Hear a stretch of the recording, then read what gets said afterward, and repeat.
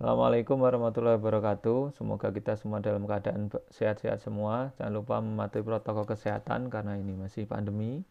Anjuran standar adalah menjaga jarak, kemudian menghindari keluar rumah jika tidak ada perlu yang mendesak, kemudian selalu rajin cuci tangan ketika sehabis aktivitas. Oke, kali ini saya akan menyampaikan review mengenai grup grup discussionnya yang sudah Anda lakukan kemarin itu, ya, dari grup ada yang grup 1 sampai 7, ada yang sampai 8. Nah, apa namanya, tapi ini adalah review secara umum, jadi feedback atau review secara umum tidak bisa saya lakukan per kelas ataupun per kelompok. Saya mohon maaf sekali lagi ya untuk itu, karena ini bersifat umum, jadi mungkin hanya lebih ke arah himbauan atau mungkin ya online, atau mungkin Anda bisa mengatakan ini adalah garis besar atau penekanan itu saja ya. Oke. Ada dua review nanti, jadi ada dua base review yang ingin saya sampaikan berdasarkan dua base, yaitu yang pertama menyoroti artikel penulisannya, kemudian yang kedua adalah menyoroti uh, performansi performansi atau tata cara penyampaian Anda yang kemarin sudah dibahas. Nah, itu ya. Jadi ada dua hal yang perlu saya review dari, yaitu penulisannya, frameworknya, kemarin sudah juga di share. Yang kedua adalah mengenai performansi atau cara Anda untuk menyampaikan ya. Kemarin juga sudah itu masuk kriteria ke penilaiannya. Nah, hal-hal teknis ya mungkin saya akan masukkan sedikit-sedikit di situ. Review ini adalah review yang sudah saya buat dari catatan-catatan setelah saya menonton eh, video dari kelompok-kelompok yang sudah disubmisi ya. Jadi saya membuat catatan-catatan untuk disampaikan ke Anda semua. Ya, tujuannya untuk memberi pengalaman atau memberi sharing pengetahuan saja ya. Ini jangan diartikan terus kemudian oh berarti kelompok saya itu kemarin salah semua. Enggak ada yang salah semua, tuh enggak mungkin. Ya, tidak mungkin. Jadi perfect 100% itu saya rasa nonsense. Ya. Saya juga termasuk orang yang tidak mungkin juga perfect 100%. Nah, saya mulai dulu dari yang penulisan artikel ya. Ini yang saya temukan. Maaf ini sambil saya baca catatan saya ya. Oke. Jadi yang sudah saya temukan kemarin untuk yang artikel kan ada kemarin itu ada frameworknya, itu ada definition, ada general and specific explanation, sama ada example. Itu main artikelnya begitu. Kemarin sudah di share juga ini frameworknya ya. Kemudian yang further development atau improvement atau suggestion tergantung mana yang Anda pilih. Kemudian yang terakhir ada summary. Ya, kan ada 3 part penting ya. Yang main artikel, further development, sama summary. Nah, saya melihat itu sebenarnya semua sudah menganut itu. Jadi menganut framework itu. Jadi sudah bagus semua. Ya, tapi saya hanya perlu membuat penekanan yaitu pada masalah keseimbangan isi artikel. Apa? Yaitu judul Anda atau tema Anda itu isinya haruslah dominan daripada yang lain. Taruhlah di sini ada definition, sama mungkin Anda memasukkan di situ tuh ada background gitu ya. Ada background. Backgroundnya itu Anda atau historinya bagaimana gitu, atau definisinya sama backgroundnya itu Anda jadikan satu, kemudian Anda bahas panjang sekali ya. Kemudian menyangkut isi temanya itu hampir sama panjangnya dengan yang penjelasan yang tadi atau justru lebih sedikit. Nah, itu salah. Sorry, bukan salah, kurang tepat ya. Harusnya sih secara rasional, secara tepatnya adalah definition, background itu ya hanya sekilas. Tapi bukan sekilas itu kemudian 2 paragraf gitu ya. Enggak juga ya. Maksudnya adalah isinya itu harusnya lebih tidak dominan daripada tema atau judul artikel yang Anda tulis. Ya. Jadi memang isi utama dari paper Anda itu adalah ya membahas mengenai judul. Judul yang kemarin atau tema yang sudah disepakati untuk masing-masing kelompok. begitu ya. Jadi supaya ketika dibaca itu memang dominannya adalah temanya itu ya. Kalau ini bukan berarti itu semua gitu ya, enggak ya, ini hanya mengingatkan saja mungkin ya, karena ya mungkin Anda suatu saat ketika nulis nanti jangan terjebak kepada apa namanya, uh, memanjangkan background atau mungkin definisi keasikan seperti itu sehingga nanti membahas tema atau judul itu justru kurang istilahnya. Kan itu kan inti utamanya itu. Jadi memang harus diutamakan ya. Harus isinya dominan itu, penjelasan mengenai hal-hal tersebut. Hal-hal yang berkaitan sama tema. Itu ya. Kemudian sebentar saya cek dulu.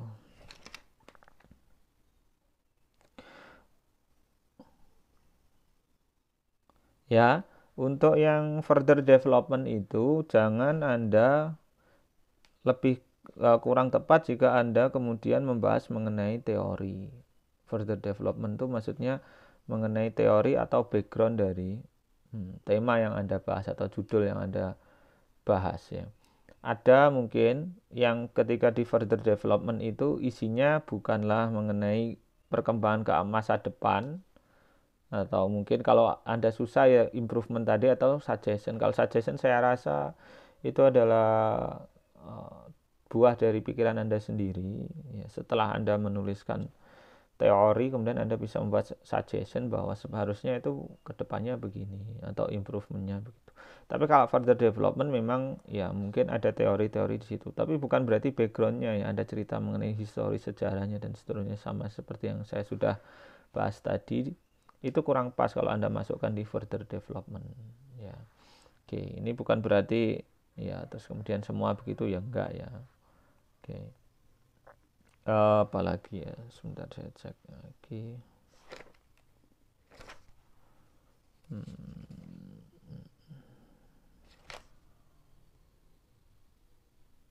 Oh iya, kemudian ini tips ya untuk definition. Ya, definition itu nanti ketika dalam penulisan artikel ini sambil ya juga sharing saja. Sepengetahuan saya ketika dulu masih kuliah, itu ada dua cara untuk menuliskan definisi. Jadi ketika Anda membuat sebuah paper, kemudian di situ ada definisi yang harus Anda cantumkan. Jadi ada dua cara tadi ya. Yang pertama adalah Anda menyebutkan beberapa definisi. Taruhlah Anda itu ingin menyebutkan definisi dari smartphone atau smartwatch saja ya, coba ya. Jadi Anda ingin menyebutkan definisi dari smartwatch. Anda searching dari berbagai sumber, kemudian Anda masukkan di situ, taruhlah nemu 5. Kebanyakan kali ya. 3. Nah, ini standarnya. 3 sumber atau 3 definisi dari berbagai sumber tadi Anda memperoleh 3 definisi. Nah, itu Anda cantumkan di situ, Anda sebutkan di paper Anda. Kemudian dari 3 definisi itu Anda pilih satu. Ya disebutkan dulu, kemudian baru dipilih satu yang paling menurut Anda paling bagus. Ya, karena ya silahkan disebutkan alasannya. Ya mungkin karena paling lengkap atau paling sesuai dengan konteksnya atau bagaimana terserah. Jadi memilih satu dari beberapa definisi. Esensinya begitu ya. Tapi jangan nggak disebutkan yang lain, ya ditulis dulu semua, disebutkan dulu semua, kemudian baru dipilih satu dengan pertimbangan yang ya apakah itu paling lengkap kah atau sesuai konteks Anda kah, bagaimana silahkan ya. Itu cara yang pertama. Yang kedua adalah mensynthesize. Jadi dari taruhlah Anda nemu masih di smartwatch, jadi ya definition of smartwatch. Jadi Anda nemu 3 definisi. Ya, sama. Nah, itu Anda gabung. Jadi 3 definisi itu Anda gabung. Sehingga menjadi definisi yang mungkin lain dari ketiga-tiganya. Taruhlah Anda lengkapi, ngambil intinya atau poin-poinnya dari definisi 1, 2, 3 sehingga menjadi definisi yang baru atau definisi keempat. Yang itu adalah buatan Anda atau hasil dari rangkuman Anda sendiri. Ya, itu bagus. Ya.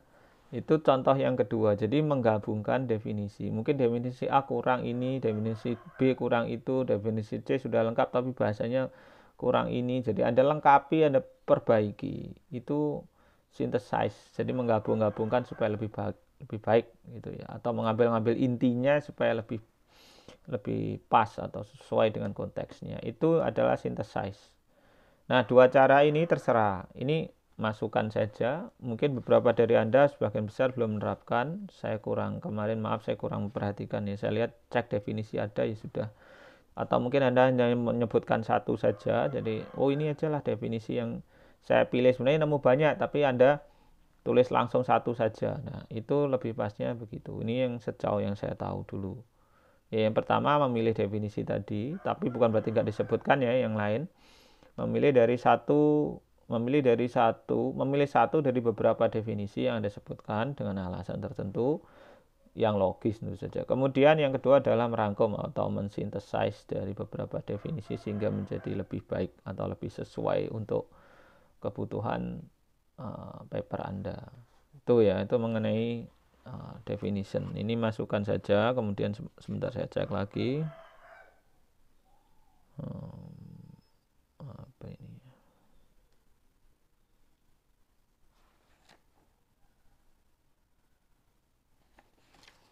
Oke, saya rasa itu untuk review dari frameworknya atau tulisan makalahnya. Ya, semoga bermanfaat. Nah, ini saya akan masuk ke yang kedua, yaitu mengenai performance-nya ya. Performance yang Anda presentasikan kemarin ya. Sebentar saya baca dulu. Kalau ini sambil saya ulang saja, assessment kriterianya kemarin kan ada fluency, ada pronunciation, ada content coherency, sama content knowledge answering question itu. Ya, ini saya akan bahas satu-satu berdasarkan catatan juga ya, sebentar.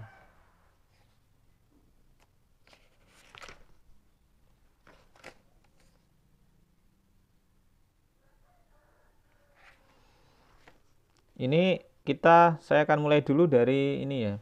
Fluency sama pronunciation, dua kriteria ini saya jadikan satu saja untuk reviewnya. Fluency itu adalah representasi dari kelancaran ya. Jadi kelancaran ketika Anda melakukan presentasi, tidak patah-patah. Itu maksudnya mungkin ya. Atau tidak jeda terlalu lama.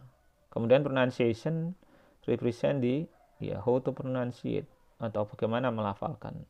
Ya.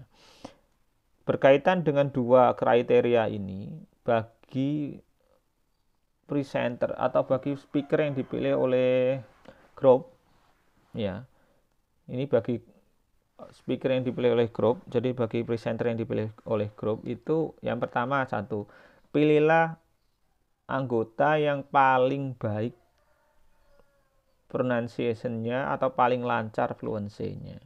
Ya. Jadi ini strategi supaya Anda nanti poin fluency sama pronunciation-nya semaksimal mungkin.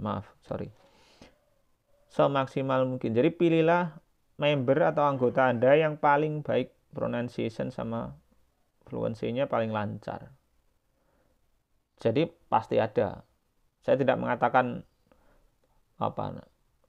bagus dengan standar tertentu ya kita nggak tahu ya, maksudnya nanti anggota membernya itu kita dapatnya yang bagaimana nggak tahu, tapi pasti ada yang terbaik dari grup itu. Pilih yang terbaik.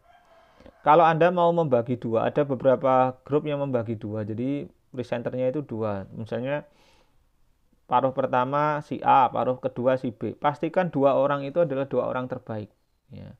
Jadi pemilihan keputusan siapa presenternya itu berdasarkan mastering of pronunciation and fluency. Bukan karena aku kan sudah bagian ini, kamu yang ini dong. Enggak hanya begitu ya, enggak hanya masalah itu. Anakku nanti sudah mengerjakan ini itu, kamu kayaknya belum dah, kamu yang bagian baca saja, taruhlah begitu. Ya juga, ya benar, tapi juga bukan berarti begitu ya. Jadi Anda harus memilih yang kompeten, yang paling kompeten di fluency sama pronunciation-nya ya. Tapi saya rasa mungkin semua orang juga sudah sadar kalau begitu ya, ini hanya mengingatkan saja. Kemudian tips yang kedua adalah mengenai pronunciation. Ya wajar masih banyak kesalahan dalam hal pronunciation saya juga sama saja sebenarnya. Cuma kalau untuk meminimalisir, Anda harus benar-benar melihat pronunciation yang kayaknya susah itu yang bagaimana. Kan ada draftnya. Ketika yang baca nih, khusus yang bagian presenter itu ada baca draftnya. Anda lihat kosakatanya. Oh ini kayaknya susah. Nah itu segera dicek di Google Translate. Kemudian Anda klik icon dari suara, kemudian setelah itu Anda tirukan sampai menurut Anda bisa atau mirip mendekati gitu ya. Saya tidak usah menyebutkan kesalahan pronunciation-nya ya. Saya rasa ya begitu-begitulah standar. Pasti Anda mungkin terutama misalnya bentuk pas ya, bentuk past tense itu mungkin ada yang masih terlalu kelihatan ed-nya. Walked, misalnya walked ya gitu ya. Presented benar. Ya, misalnya walked atau priced misalnya begitu ya. Ya, contoh ini. Dan hal-hal lain pronunciation dalam lainnya juga mungkin ada yang bermasalah. Itu cara meminimalisir adalah dengan mengecek Google Translate untuk kata-kata yang Anda tidak yakin. Ya memang harus merepotkan, ya memang harus usaha ngecek. Ya bagaimana lagi ya. Memang untuk hasil terbaik itu ya kita harus usaha. Nanti kan ada kemudian muncul kata-kata usaha tidak pernah mengkhianati hasil gitu ya. Nggak mungkin orang tuh usahanya sedikit tapi kemudian hasilnya bagus, itu ya mungkin judi ya. Jadi ya, sedikit doang usahanya cuma nebak-nebak nanti berhasil ya. Dalam dunia nyata nggak berlaku. Orang tuh kalau mau hasilnya baik ya usahanya mengimbang ya baik juga gitu. Mau hasilnya tinggi ya usahanya tinggi, mau hasilnya banyak usahanya banyak ya. Jangan mikir cari shortcutnya, nggak ada shortcut seperti itu kalau di realita ya. Itu Pak judi barusan tadi itu Pak, iya, tapi kalau Anda sekali salah langsung hancurnya nggak karu-karuan. Makanya judi itu dilarang karena adiktif sama merugikan kita. Jadi agama itu melarang judi itu bukan karena apa-apa ya, karena merugikan kitanya itu loh ya. Demi kebaikan kita, jadi Anda hancur, lebih banyak chance hancur daripada berhasilnya gitu. Dari 100 orang yang mungkin yang berhasil 1-2, yang lainnya bangkrut semua. Makanya dilarang ya, berbahaya. Bagi siapa? Bagi Anda. Bagi agama nggak ada bedanya ya. Atau bagi Tuhan, Anda tuh mau ngapain nggak ada bedanya. Sorry ya agak melenceng. Kemudian yang kedua adalah mengenai fluency. Untuk fluency Anda harus, tipsnya adalah ya dibaca dulu. Ketika mau presentasi dibaca. Kalau lebih baiknya sih lebih dari sekali tentu saja ya, supaya lancar. Ya. Ini ambil contoh ya, ketika ada orang khotbah, ini contoh yang analogi, walaupun kasusnya nggak sama, tapi bisa ditarik satu kesimpulan yang sama. Khotbah itu, kalau Anda belum ahli-ahli banget, jangan nggak pakai teks. Kalau Anda mau khotbah, ditunjuk khotbah, ya pakai teks. Loh kan kelihatan nggak ahli, nggak masalah. Memang saya belum ahli. Ya, ada proses. Kalau belum ahli nggak masalah begitu. Daripada nggak pakai teks, pengen kelihatan ahli tapi malah jadi berantakan. Mending ya apa ya istilahnya, mengikuti alur aja lah. Jadi orang itu harus sadar bahwa kita ini sebelum ahli adalah tidak ahli dulu. Sebelum tahu ada proses tidak tahu dulu. Jangan di skip. Wah saya pengen langsung ahli, nggak mungkin ya. Harus melalui proses jam terbang tinggi sebelum menjadi ahli. Itu kalau teori 10.000 jam. Apapun yang Anda lakukan, kalau sudah mencapai 10.000 jam, itu Anda akan menjadi seorang master. Ibaratnya begitu, menjadi seorang ahli. Kalau Anda sudah pidato selama 10.000 jam taruhlah, atau public speaking selama 10.000 jam, ya tentu saja Anda akan memperoleh keahlian public speaking. Ini ya contohnya ya, analoginya ya. Demikian juga untuk fluency ini. Kalau misal sekali Anda nggak yakin nanti lancar, diulang sampai merasa Anda yakin lancar. Kalau tanpa persiapan sama sekali tiba-tiba baca, ya fluensinya pasti tidak mengherankan jika kurang baik. Itu wajar, bukan ada, wah saya ini bodoh ya, enggak. Itu karena mungkin karena kurang preparation atau persiapan.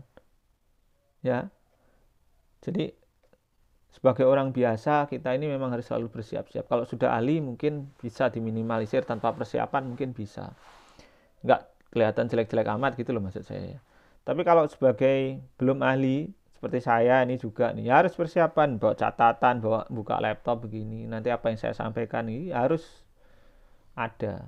Nggak mungkin bicara tanpa ada kisi-kisinya, taruhlah begitu, nggak mungkin ya. Nanti kemana-mana, melebar kemana-mana. Nah, ini juga Anda juga seperti itu untuk fluency. Silakan Anda baca sampai Anda merasa lebih lancar. Ini kayaknya saya sudah merasa lumayan lancar lah ini nanti. Ya, itu untuk meningkatkan, memaksimalkan atau meminimalisir ketidaklancaran ya.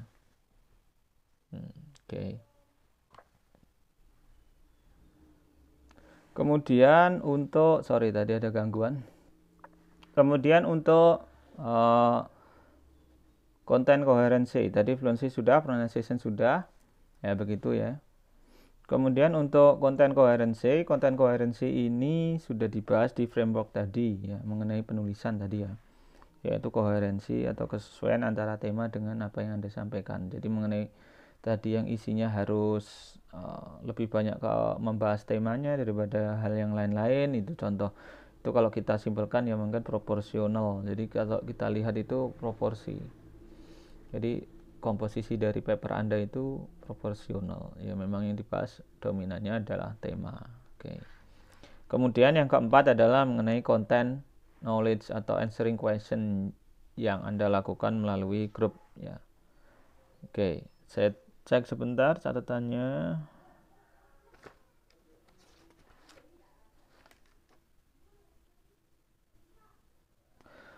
Oke, jadi saya hanya punya satu catatan saja untuk answering question ini. Saya rasa kalau teknisnya cara bertanya saya nggak akan terlalu membahas, tentu saja standar ya, menyebutkan nama, kemudian grup, kemudian pertanyaannya dengan sejelas mungkin. Kemudian kalau merasa kurang jelas mungkin dari pihak pertanyaannya mungkin kurang jelas, dari grup yang mempresentasikan bisa minta penjelasan atau kejelasan dari pertanyaan tersebut. Kemudian bagi yang sudah mencari grup yang mempresentasikan, setelah itu menjawab, nah dia harus selalu menanyakan feedback bagaimana jawabannya, sudah pas atau belum, sudah memuaskan atau belum, mungkin ada perlu yang ditambahkan lain, begitu kira-kira. Itu saya rasa nggak akan saya terlalu bahas panjang lebar di sini ya, nanti habis memperpanjang durasi dari video ini ya. Nah, yang akan saya bahas ini adalah mengenai jawaban yang disampaikan itu sendiri. Jadi ada banyak sekali yang ketika ada pertanyaan itu kemudian jawabannya adalah ya dalam tanda kutip itu copy paste teori dari mungkin internet atau source yang Anda pakai. Jadi ketika ada pertanyaan kemudian jawabannya adalah copy paste dari source, sumber yang kebanyakan mungkin online ya, online source-nya ya. Anda copy paste kemudian Anda taruh di situ. Nah, pertanyaannya ini yang menjawab tadi itu kira-kira paham enggak dengan jawaban yang disampaikan ya. Ini bukan salah ya, bukan salah. Loh, berarti salah Pak, bukan begitu, kurang pas. Jadi Anda harus ingat tujuan dari jawaban. Menyampaikan jawaban itu adalah memberi kejelasan bagi yang pihak bertanya. Kalau Anda nih dalam artian memberi penjelasan itu, Anda pastilah gunakan bahasa yang sejelas mungkin atau sesederhana mungkin. Kenapa? Supaya jelas. Ya. Karena tujuannya menjelaskan. Ya. Atau memberi jawaban itu memberi kejelasan. Nah, kalau kita copy paste dari source yang Anda pakai tanpa disederhanakan, itu nanti mungkin yang baca bingung, Anda sendiri pun juga masih sebenarnya apa yang saya ketik ini ya, sudahlah, yang penting ini source-nya begitu. Anda sendiri ya mungkin kurang terlalu paham. Jadi sampaikanlah jawaban yang gimana ya, lebih sederhana, baiknya begitu, lebih sederhana dan lebih mudah dipahami. Nah, nanti kalau masih mungkin yang dari pihak penanyanya masih kurang panjang dalam tanda kutip, masih meminta penjelasan lebih detail, silahkan gitu ya. Ini jadi ini ada istilah yang pas ini, untuk menjelaskan sesuatu ke orang lain atau untuk membuat orang lain mengerti, pastikan Anda sendiri pertama jelas dan paham mengenai hal tersebut. Kalau Anda sendiri masih setengah-setengah, nanti ketika menjelaskan ke orang ya agak setengah-setengah juga gitu loh ya. Jadi ini saran saja sebenarnya. Jadi supaya lebih pas ke depannya kalau ada hal-hal yang serupa. Jadi menjawab sesuatu itu ketika ada pertanyaan itu ya jawablah dengan sesederhana dan bukan sesederhana. Ya, secara sejelas mungkin ya. Sejelas mungkin itu dalam artian di sini ya menyangkut masalah sederhana tadi ya. Gunakanlah bahasa yang mungkin sederhana, mudah dipahami dan menjelaskan. Kalau kita kasih source-nya langsung, yang baca itu kebanyakan juga apa ini ya, nah gitu loh ya. Kalau perlu disingkat, kalau perlu diambil intinya ya diambil intinya saja gitu maksud saya, supaya gampang dipahami, memudahkan orang memahaminya, karena memang tujuan kita kan memang mau menjelaskan ya, itu loh ya. Jadi ketika Anda ditanya itu orangnya bingung, asumsinya orangnya masih nggak jelas, kurang paham, Anda harus memahamkan. Nah, dalam rangka upaya memahamkan, tentu saja bahasa yang sederhana lebih dipilih daripada Anda kasih bahasa kompleks yang nanti orangnya tambah bingung. Gitu ya. Ini mengenai content knowledge atau answering question yang saya buat catatannya. Kalau yang lain mengenai teknisnya tadi saya tidak akan terlalu berkomentar ya. Kemudian terakhir sebelum saya tutup, yaitu mengenai ini di luar yang apa namanya sudah dibahas tadi, yaitu ada framework sama performance ya, yaitu mengenai keaktifan. Usahakanlah aktif ya. Bagi yang sudah aktif ya sudah, bagi yang belum ini usahakanlah aktif.